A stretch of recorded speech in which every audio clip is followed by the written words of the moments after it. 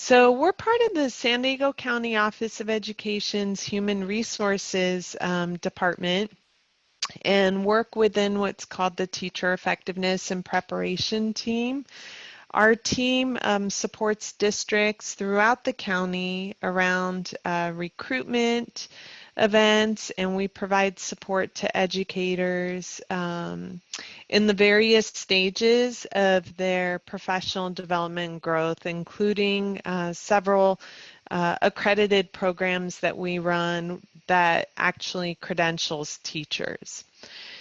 So what we wanted to do was just take you through some information regarding those pathways to becoming an educator, and we would like to start first by taking a moment to introduce ourselves personally, and then also just find out who we have in the room. So my name is Shive Jones, and I am the Director of Teacher Effectiveness and Preparation, and I was actually a high school math, English, and AVID teacher for many years before I went on to become a mentor teacher and run a credential program. And then I came over to the county office where I run or I oversee all of teacher effectiveness and preparation. And also on our team is Adina Sullivan-Marlowe, and I'll give her a chance to introduce herself. Hi, everyone. Thanks so much for being here today. I am a coordinator and working with Shive, and excited to have you all here. Thanks so much. Okay, so would love to hear from you. You could just type in the chat and let us know what industry are you coming from? I'm really curious to know. Do we have people who are currently educators, or are you coming from pharmaceutical industry, anything else? And you know what? I just remembered another thing. I normally do a norms slide, and I forgot to do that here. There is a chat feature in Zoom, so you can go ahead and use the chat to answer any of my questions and also to ask questions. Adina and I will be monitoring the chat to answer questions that you may have. And then if you just make sure that you're muted throughout the presentation, and depending on our numbers here, we may open up the microphone and just take questions at the end. So let's see what we have. We have a few early childhood folks, public health, great, higher ed, performing arts, nice, finance, graphics, let's see, management, food and beverage. I get excited because my dad used to own a restaurant. I love food and beverage. Social worker. Okay, great. So we have some really diverse backgrounds here. Okay. Well, let's go through and talk a little more about who we are. As a County Office of Education, we actually have our own schools where we serve students who do not go to the traditional public or charter schools. So we oversee, and we, out of our county office, have juvenile court and community schools that works with incarcerated youth, homeless youth. We have a school that's specifically for students with severe disabilities who are orthopedically impaired. So we have our own schools here at San Diego County Office of Education, but believe it or not, we actually have few students compared to what you would see in a school district. Also, as a county office, we support 42 districts in San Diego County, so everything from Borrego Springs up to Julian, out to Alpine, Pine Valley, over to the coastal cities like Carlsbad, Oceanside, and San Diego. So those 42 districts have a total of 780 schools and 500,000 students they serve, over 120 charter schools, and then 5 community college districts. So SDCOE collaborates with and supports all of this right here. With that being said, I think it's important to note that every one of the school districts are their own organization. So I highlight that because every district has their own hiring process. They have their own application process, and you would go through a district if you wanted to apply for a teaching position or any kind of position within education. You wouldn't go through the County Office of Ed. We are here specifically, especially teacher effectiveness and preparation as a support piece. Whoops, I'm going too fast. So our objective today is to really help you understand what options you have for becoming a teacher, if that's the path you decide to take. Tomorrow we'll be doing a presentation on EdJoin and building your EdJoin profile. So if you decide that, you know what, I would love to work in an education related field, but not necessarily teaching. EdJoin has other jobs too. So for instance, if you've been in food service, education, you know, we have cafeterias, we have to feed students. Even when students aren't going to school, they still have to have access to free meals. So there are other aspects of the education realm that you can access through EdJoin, which will be tomorrow's presentation. But understanding the options you have for becoming a teacher and then knowing what those steps are to becoming a teacher based on whatever option that you select.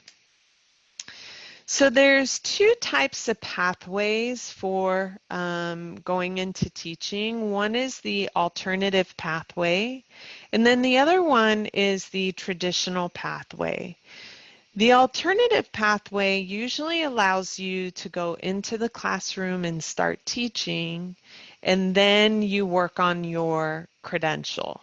Now, if you're a teacher, you have to be credentialed at some point, but it doesn't have to be the traditional pathway, which we probably all think of when we think of going into teaching, and I'll talk about that in a moment. But alternative pathway, you obtain your teaching position first, and then you complete the credential coursework. So under that alternative pathway, there are actually 2 ways that you can go. One is to get a career technical education teaching position. And we're going to go into detail about this. You may or may not have a bachelor's degree, but you come in with industry experience. And then the other pathway is the intern teaching position. And intern teaching position, you can go into a different credentialing. There are different types of credentials in the intern teaching position, which we'll talk about. So what are the pros and cons of the alternative pathway? Alternative pathway allows you to get paid while you're going to school. You also begin paying into retirement. So as educators, whether you are a teacher or just working for a school district in a non-teaching position, we have different retirement. We don't pay into Social Security. We pay into either the Public Employee Retirement System, PERS, if you're in a non-teaching traditionally. And then if you're in a teaching position, you pay into STRS, the State Teacher Retirement System. And then the other pro is you have access to health benefits right away. Okay, depending on your contract, you have access to that. Now, the cons are that you're learning as you go. So in a traditional credential program, I would get my education first and then come into teaching, but here I'm not doing that. I'm taking the courses on how do I present curriculum, how do I manage my classroom, how do I engage students and communicate with families and map out my the content that I'm going to teach for the year. So in the alternative pathway, you're learning those things as you go, and then you wouldn't have access to federal financial aid. So you know how you can complete FAFSA, for instance, and see what kind of financial aid that you can access in a university. In these alternative pathways, I should say you may or may not be able to have access, depending on where you go for these. Okay. So the traditional pathway, you complete a university teacher preparation program, which includes your student teaching, and then you attain a teaching position. So alternative pathway, you get the teaching position and then you take the courses. Traditional pathway, you take the courses, you student teach, and then you actually go into teaching. So even while you're student teaching, you're probably paying tuition for your student teaching and for those units, and you're not getting paid to student teach. Now, the pros of this is that you have knowledge, you get the mentoring and the support around teaching and how to teach prior to even entering the classroom. Okay. And then the traditional pathway would be through a university, and so as long as you're going through a university, then you can fill out FAFSA and have access to the federal financial aid. Now the con is you're not getting paid while you're doing your coursework, you're not paying into retirement, and you don't have access to the benefits because at this point you don't have an employer through a school district. So, wanted to run through some scenarios with you that really look at what the alternative pathway looks like, what the steps are, and then we'll go through the traditional.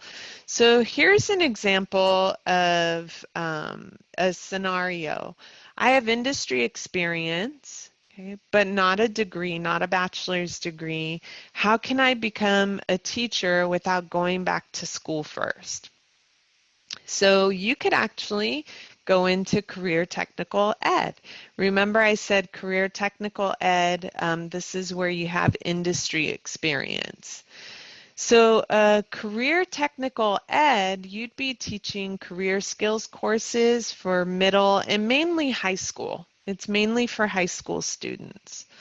So I'll give you an example. I'm going to give you another example too in a minute, but just off the top of my head, I went to the World Ag Expo up in Tulare County back in February before everything shut down, and we were actually recruiting for CTE, for ag positions, teaching agriculture. So in the tent that I was under, there were a lot of welders who were coming through in that tent. There were people who had background in agriculture. They worked on farms.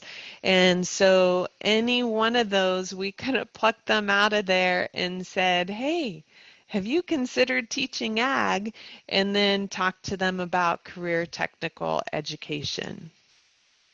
So these courses are designed to be taught by industry professionals. Okay. And industry professionals, what are the requirements? You would have to have at least 3,000 hours of industry experience. Or a combination of 3,000 hours of industry experience and education. Have to have at least 1,000 hours of industry experience and or 1,000 hours of education, but altogether it has to total 3,000 hours. Now here's an example. If you were in any kind of hospitality or food service, food trade, you would get a CTE credential in hospitality, tourism, and recreation. Okay? And then you could teach courses that are any of these pathways from food science, dietetics, and nutrition all the way down to hospitality and tourism. And again, as I'm talking here, please feel free to type into the chat. So this is kind of a hard graphic to see. I know it's really small, but Adina's going to, oh, there we go. Thank you, Adina. Put the link to this little poster in the chat. So this is a poster that shows you what all the different types of credentials are, what the CTE pathways are in the industry sectors. So if you have, for instance, this purple box here, arts, media, and entertainment, if that's your background, then you can get a CTE credential that allows you to teach, allows you to teach in any of these areas, any of these pathways. Okay. So got a question about what does a BA count for, if anything? Diana will talk about that. Thank you for asking. So if you decide that you want to go down the CTE pathway, oh, actually, I'll say this, Diane. If you have industry experience and say you only had 2,500 hours of industry experience, you have to have at least 500 more hours to make it 3,000, then we could take your education and apply it towards the 3,000 hours. But your BA, we'll talk about that because you have different options, CTE just being only one of them. So here are the steps for going into a CTE, Career Tech Ed, teaching position in your field based on your experience. You're going to first start by applying for a CTE position. Now, again, tomorrow we have another webinar, and it's all about EdJoin, which is the it's the job board that most school districts use, and we'll talk about how to look for those CTE positions and apply for jobs, but you do need to have a teaching position first. Now, upon being offered a teaching position, you can work with your human resources office in the district that hires you to obtain a preliminary, it's called a preliminary CTE credential. And you'll also get what's called an English learner waiver because in most of our classrooms in San Diego County and across the state, you most likely will have English learners in your class, so you need to be authorized to teach them. So when you apply for a preliminary credential, you'll also be enrolling in the credentialing program at the same time, and you'll start taking courses. And then you complete the credential coursework. SDCOE offers the credentialing program. We're one of multiple options across the state, but we offer program coursework which altogether totals 12 weeks, and it's online. But it actually takes 2 years to complete the program, and that is because the Commission on Teacher Credentialing requires that you have 2 years of teaching experience in a CTE class before you can actually clear, they call it clear, the credential. Okay, so you get your preliminary, you enroll in the program, you start taking the courses. Altogether, our program is 12 weeks of courses, but you get 2 years of mentoring, and then at the end of the 2 years, you're recommended for a credential. So some good questions here about how do you prove the hours that you worked. That's really easy to do. You get a letter on letterhead from your previous employer, or your current employer, and they verify that. If you're self-employed, then like maybe you were a contractor and you're self-employed, you have a letter that you would fill out. And we have different templates on our website. When we get there, or when you get to that point, we would assist you with all that. Okay, let me see.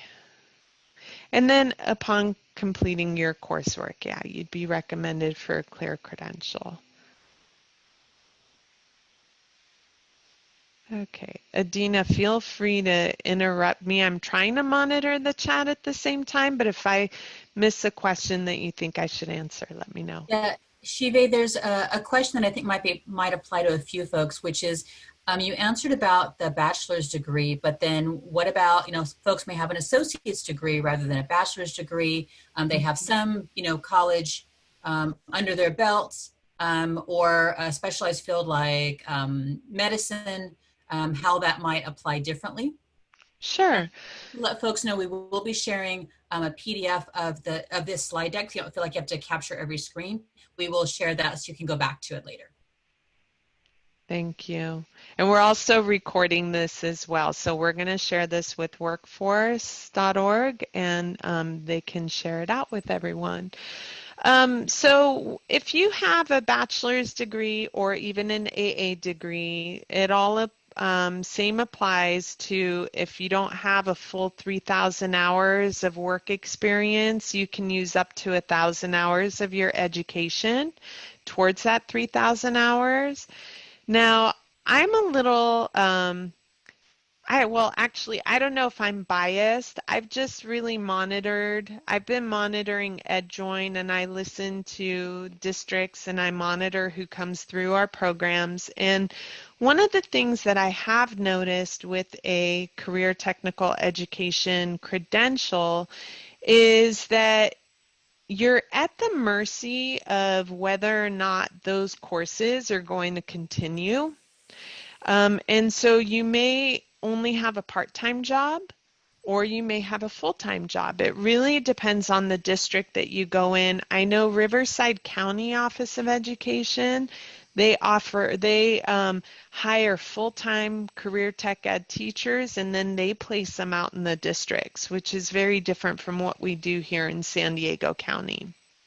So with the CTE credential, you may or may not be able to find a full-time job, but if you have a bachelor's degree or higher, and we'll talk about substitute teaching and other options, you can actually go into subbing. So the days that you're not working, at least you're substitute teaching. And some districts even hire a full-time sub. They're called a roving sub, and they're just that full-time person who goes from school to school to school, and they fill in for other teachers who have meetings or they're out sick, that type of stuff. And then the other piece is you might decide eventually that you want to build on the degree that you have, whether it's an AA or a bachelor's, and continue your education to get a different kind of credential, which we'll talk about right now. And there's a program that I didn't bring up here today. It's still kind of formulating, but there is a program through National University where if you have an AA degree, you can go into their credentialing program, and it costs next to nothing to go through their credentialing program. That'll be another webinar coming to you soon. So SDCOE offers support in that we have a credentialing program webinars. Well, we have a credentialing program, first of all, but we also offer webinars like tonight's webinar. We will provide a webinar on edjoin.org, preparing for job fairs, because we have a virtual job fair coming up next week. We're probably going to have one again in a couple months. Things like having a successful job interview, resume, that type of stuff. So that is how we support. And by the way, the credentialing program costs money, but these other things do not. So our webinars, this is just something we do. We're a public entity. We're the County Office of Education. This is just what we do for people. Okay. So what if I have industry experience and a degree, but I don't have a credential? So maybe I jumped ahead in answering the question a little bit. Or I have a degree, but not a teaching credential, and maybe I don't have industry experience. So if you have industry experience and a degree, or not a degree, you could do CTE, or if you have a degree and industry experience or not, you can actually do what's called the intern program. Now, an intern program, an intern credential, allows you to begin teaching and earning money, receiving health benefits, and going to school to get your credential. And then along the way, you're taking courses. Now, the intern credential program is a little more intense than CTE credential program, because this is a lot more like student teaching, in that you have a mentor working with you constantly. You have a supervisor who is brought to you from the program. So if you go through a university intern program, you have a university supervisor. If you go through SDCOE's program, you have a SDCOE program supervisor who comes out. They observe you, they give you feedback, you can bounce your ideas off of them. So it's that intense mentoring and support that you get along with the teaching. And you'd be taking 2 years of coursework along the way. Now, if you decide to take the intern route, again, this is where you have to have a degree, a bachelor's degree or more. You would start with completing pre-service coursework through a university or through SDCOE, okay, through our intern program. Now, once you complete that pre-service coursework, then you get what's called an intern eligibility program from your intern eligibility letter from your intern program that verifies you've completed certain requirements. So to get into intern program, you have to pass what's called the California Basic Skills Examination. California, oh my gosh. It's basic skills, basically. Let's put it that way. So it's either an exam or an evaluation of your transcript may lead the program to determine that you meet basic skills requirements and you don't need to take the assessment. We'll talk about this assessment. And then there's also what's called CSET, which we'll also talk about. So these are 2 examinations that need to be taken and passed in order to be an intern and be intern eligible. And then you get what's called the Certificate of Clearance, which is basically fingerprinting.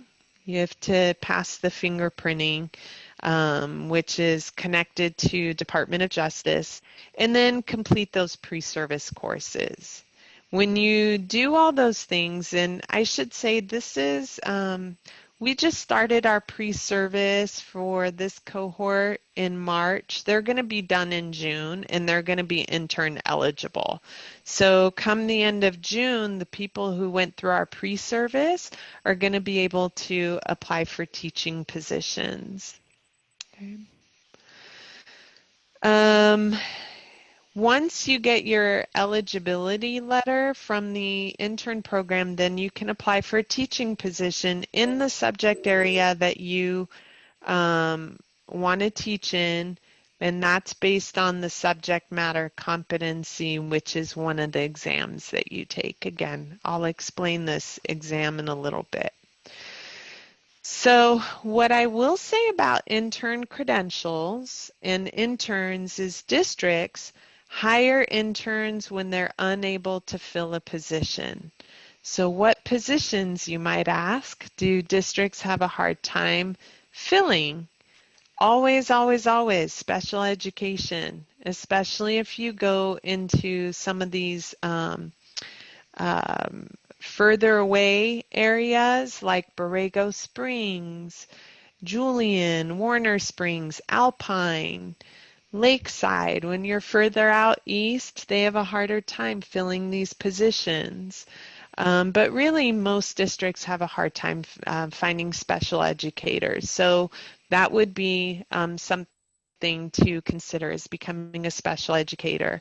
And then the other one would be STEM areas, so science, technology, engineering, math. Okay, high school math teachers, high school science teachers, there's a huge need for that. So once you're hired, so you did your pre-service, you're now eligible to be an intern, you apply for a teaching position, you get a teaching position, and then you enter into an intern program. Okay. And then you begin teaching as what we call a teacher of record while you're completing your 2 years of internship. Now you're getting paid. You're accessing health benefits. You're paying into the state teacher retirement system. So what is the starting salary for a teacher? Does anyone want to take a stab at it? Don't go too high because you I don't want to disappoint you, but I think it's pretty good considering the health benefits and the retirement. Very close, 35,000, 40,000. It usually starts about 45,000 plus. You can very, very quickly, once you get your teaching credential, bump up to close to 60,000. And if you've been teaching for 20 years, depending on which district, it could range anywhere from 80 to 90,000 a year.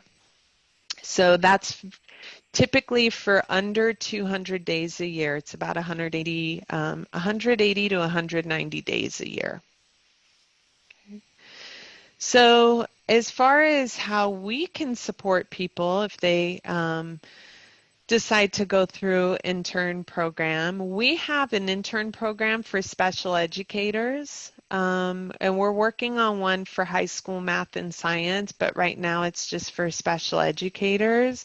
So part of our intern program is this pre-service that we do that you have to have in order to even become intern eligible.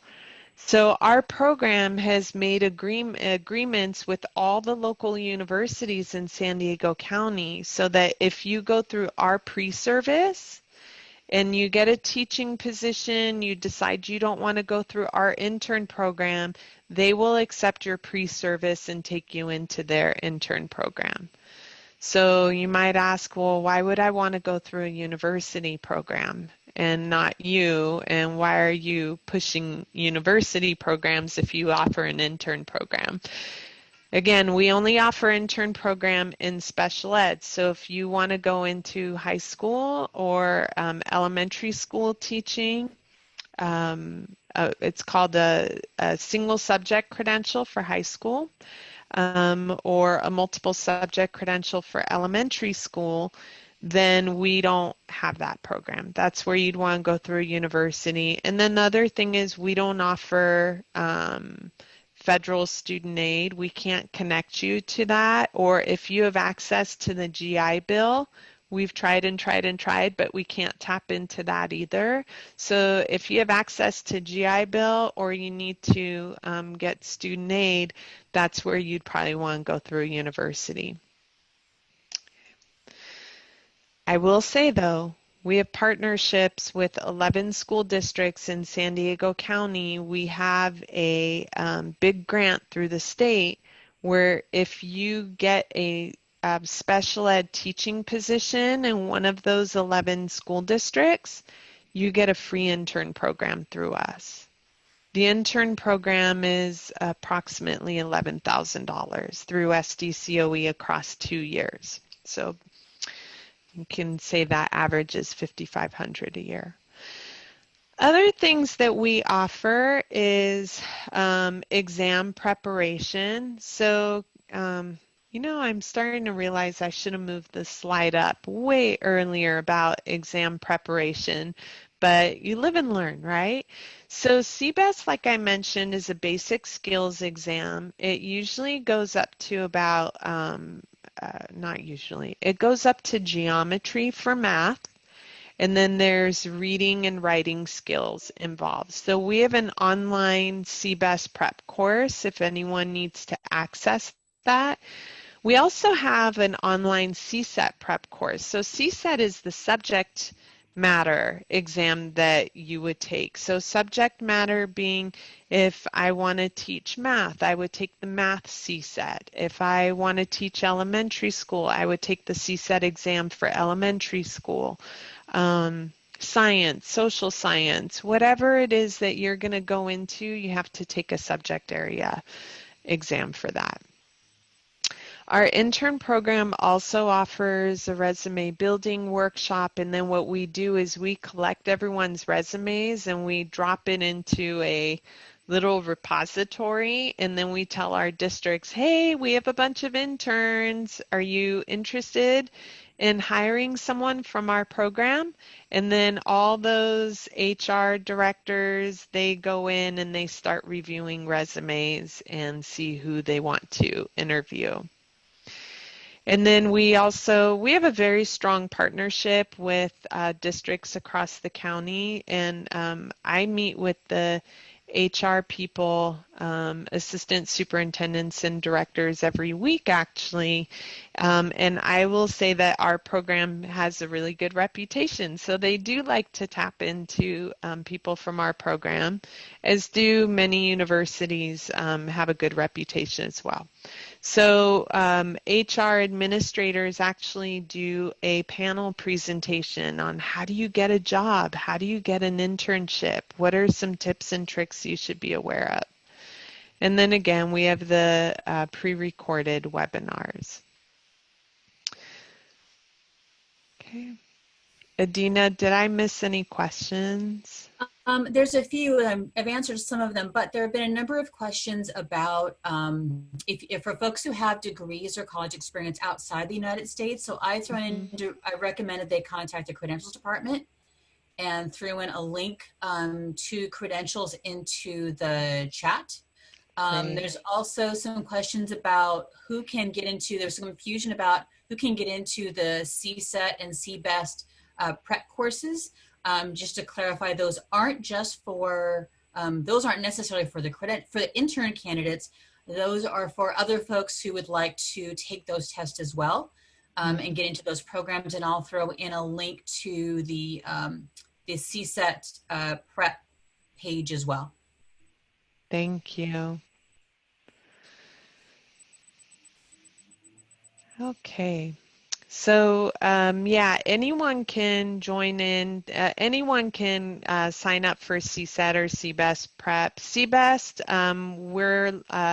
it's all built out and ready to go. We just have to launch it. It's going to launch next month. It'll probably, the way it works is there are different subtests within the test. So to access prep materials for a subtest, it's $40. If you want all the subtests, it's $100. So anyone can access, and we have people from all over the state signing up for CSET preparation. And as far as outside of the country goes, Adina provided that link to the credentials. I will say we have a whole credentials department. They're actually right next door to us when we are physically at work. And that credentials department knows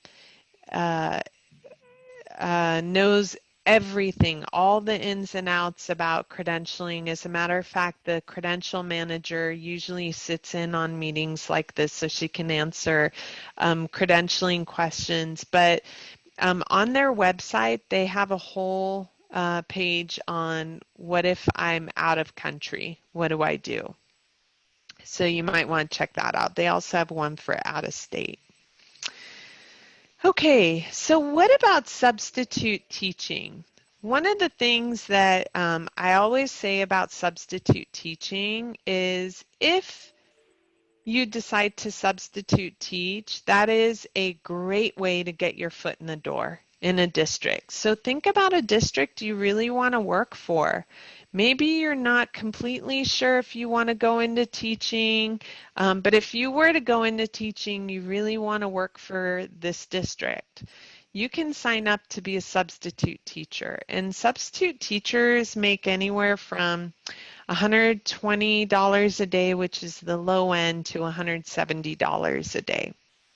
Now, you don't have health benefits. I don't think you're paying in the state teacher retirement system, but I better not say that because I don't really know. But you don't necessarily have health benefits, but at least you're getting experience substitute teaching. What I will say is that here in San Diego County, as well as across the entire state, there's a huge shortage of substitute teachers. So if you decide you want a sub, you're probably going to get a sub job every single day. Oh, my PowerPoint went crazy. So it's also a good way to audition for a job. So you know you really want to get a teaching position. You've heard that there's going to be a teaching position in a district. You want to get your foot in the door and you want to audition so that everyone at the school knows you and they know how amazing you are, so that when the position does open up and you apply, you'll have a really good shot at it because they already know your work. So what are the requirements to becoming a substitute teacher? You do have to have a bachelor's degree. You have to have that basic skills that I was talking about or equivalent, appropriate fingerprinting, and then again, SDCOE, our credentials website offers a whole lot of information about how to get your substitute teaching credential. You don't need to look to see if there are substitute teaching openings. You would just go ahead and register as a substitute teacher. And actually the job fair that we have, if anything, if you want to at least become a substitute teacher, June 2nd, some of the districts are not hiring right now. They know that there are going to be openings, but legally they can't post it and they can't really talk about it. So they're getting a feel for who's out there applying for jobs, but they are also looking for substitute teachers at the job fair. Each state has their own requirements. How transferable are the California requirements? They say California is one of the hardest states, or I should say has one of the most rigorous credentialing requirements. So if you're credentialed in California, and actually it's the same thing for any other state coming into California with a credential, there are a few courses that you'd probably have to take. Like in California, you have to take, I'm going to jump down here. In California, you have to have U.S. Constitution and health. So if somebody got a credential in a different state and they come to California, they most likely will have to have these two things along with English learner authorization, which is a little unique to California. So there are some courses that people oftentimes have to take or show evidence that they've taken to get their credential here. So it's the same in other states. So you wouldn't have to go through an entirely new credential program if you get a California credential. There'd just be a few requirements. Associate's degree for substitute teaching does not count. You have to have a bachelor's degree. But remember, if you have an associate's degree, you can get your CTE credential. And one of the things that I've often thought about going back to CTE, and it may or may not be a full-time teaching position. Imagine if you get a CTE position and then you go back to school. If you have an associate's, you go back, you get your bachelor's, you get a single subject teaching credential that allows you to teach high school, then that just expanded your employability. Or you decide to go back and get a special ed job, or a special ed credential. You will have a job for life with that special ed credential. So I think I saw a few people with some type of credential. I want to say, just skipping around all over the place, shame on me, sorry. If you have a teaching credential already, now teaching credential being maybe you have an out-of-state credential.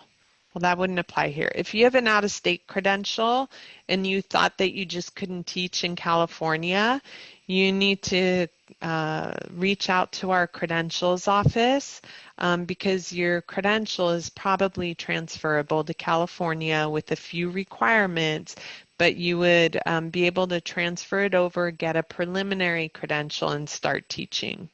Okay.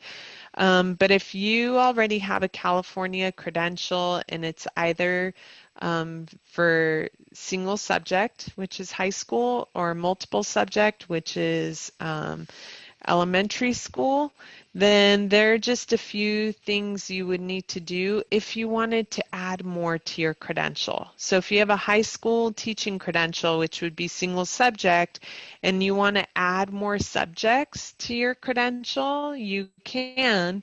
You would just have to pass the CSET exam and then take one class through the university, and then you can add that subject.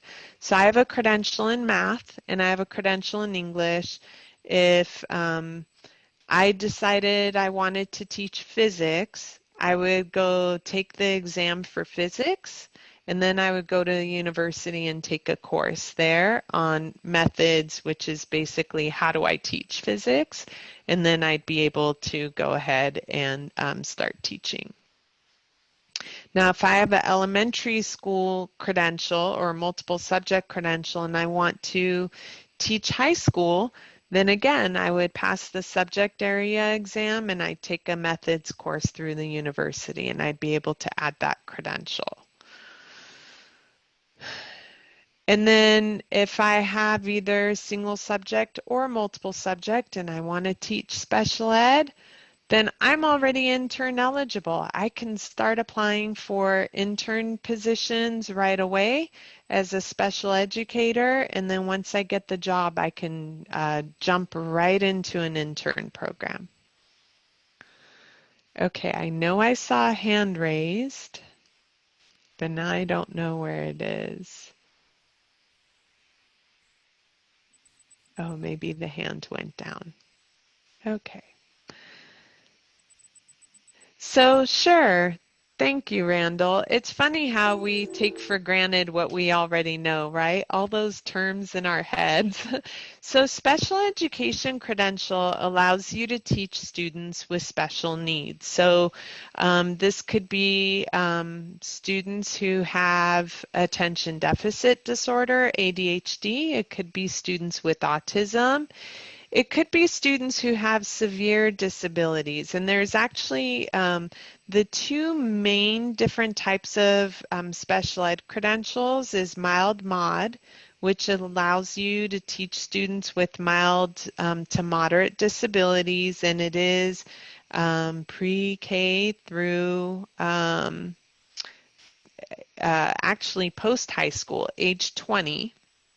Is it 20, Adina, or 21? 20 when you turn okay, maybe 21. So that would be students with mild to moderate disabilities, and then you have, now you see students who are over 18 usually if there's if you're in the mod severe. So if you have a moderate to severe special ed credential, then that's where you're working with students who have severe disabilities. And I know in my experience in just observing moderate to severe class, usually the teacher has a lot of aides who are also working in their classroom.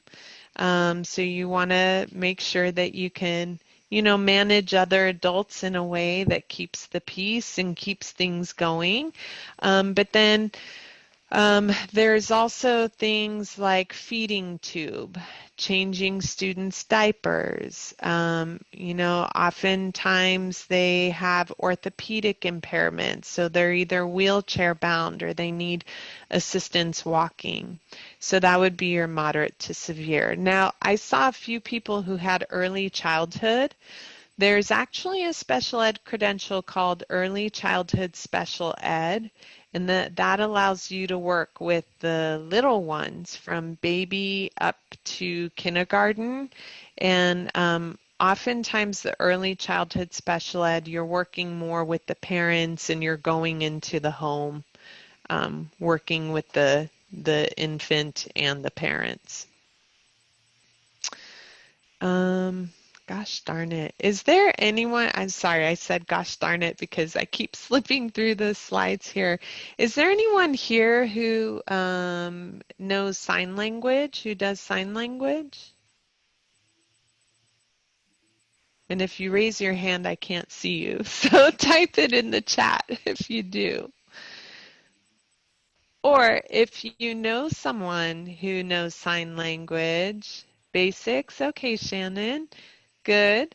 We are going to be offering a special ed credential for deaf and hard of hearing. There are two special ed areas that are incredibly hard to fill, and we're running a intern program because districts have asked us, please get an intern program running for these. One is deaf and hard of hearing, so you'd be working with students who are deaf or hard of hearing, and so you'd want to know sign language. And then the other one is visual impairment. That's also very hard. Okay. Okay. Question about tenure. And by the way, if you have any um, uh, questions that may be specific to you, I'm going to go back up to the first slide that has our contact info because I want to make sure that we get your questions answered and we connect. But the question about tenure in California, in a public school, the first day of your third year of teaching is tenure. I know I always thought tenure meant 10 years, but it does not. It's the first day of your third year of teaching. And that is if you were not on a temporary contract. And that really, it's just minutia and boring details, but if you have 2 years on a probationary contract, and typically you're hired as a probationary teacher, it's probe 1 your first year, probe 2 your second year, then the first day of your third year you would become tenured. Allegra, if you want to find out more about our early childhood special ed program, feel free to check out our website, or if you want to email, Dina, would you mind putting Connie's email address in there? Connie oversees our, Dr. Connie Campbell, she oversees our special ed intern program, and she can answer any questions that you have about that credential.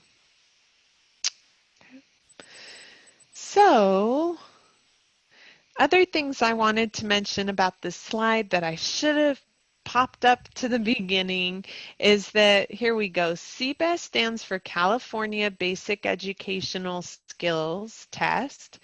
There are 50 multiple choice questions around reading, 50 math questions, and then 2 essays. Then we have the CSET, which is California's subject exam for teachers, and they're usually anywhere from 2 to 4 subtests that you would take over time, so you don't take it all at one time. Okay. And usually need to pass, I believe, 2 subtests to start teaching. And then in California, you have to have U.S. Constitution and health. Okay. Okay, so what other questions do you have? We have about 4 minutes left. Shive, could you talk about the kind of folks have heard about the budget situation and what's happening with schools and what they might anticipate coming this next year? Sure. So right now, the governor's budget is a little unknown for all school districts. They just don't know. Typically, the budget doesn't hit and solidify until August. So by mid-August, districts will know what the budget is going to look like. And then at that point, they can really start planning for any new positions that they were hoping to fill. What I would say, and I always say this in the job interview workshop that we do, is that you have to realize that 1/3 of the teaching population is retirement age or approaching retirement age. And so what that means and what it's always meant is that we've been approaching a teacher shortage. And the teacher shortage is actually here. So yes, the budget is going to dictate to some extent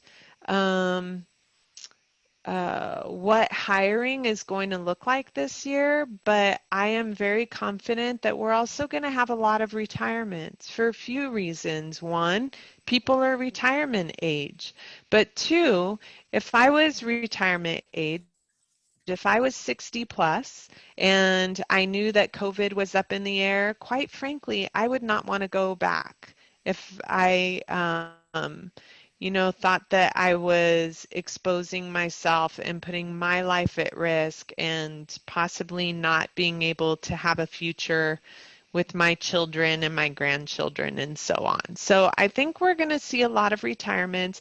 And then the third thing around that is that there are people who we're going to start the school year and then we're going to move back online again. Or we're going to start the school year, but it's going to look different where kids are coming in rotations, which means we're going to have to do remote learning and in-person learning at the same time.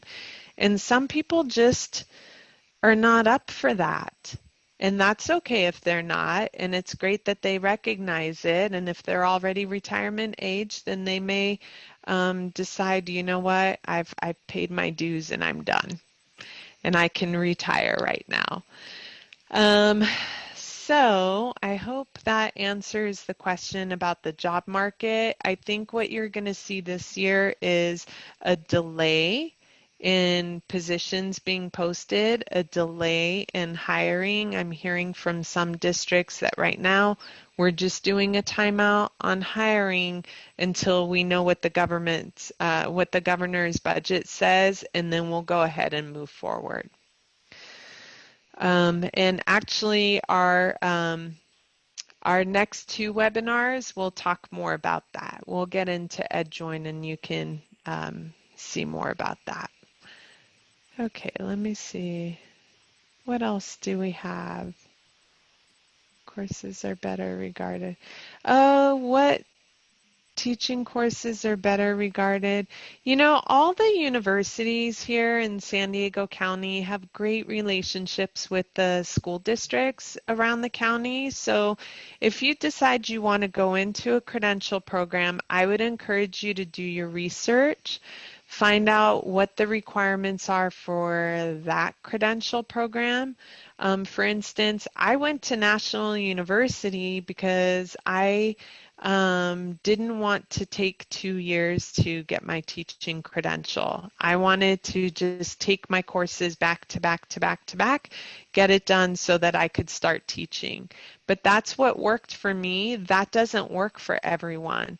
I used to work with student teachers at Cal State San Marcos. They came out and they were incredibly well prepared to go into student teaching and become teachers, and they really enjoyed their program. So just do your research on whatever program that you decide to go into and make sure that it's the right program for you. Maybe you need to work full time and you just cannot take time off of work. Well, then a Cal State San Marcos may not be the best option for you. It might be a program that's offered in the evenings or offered online.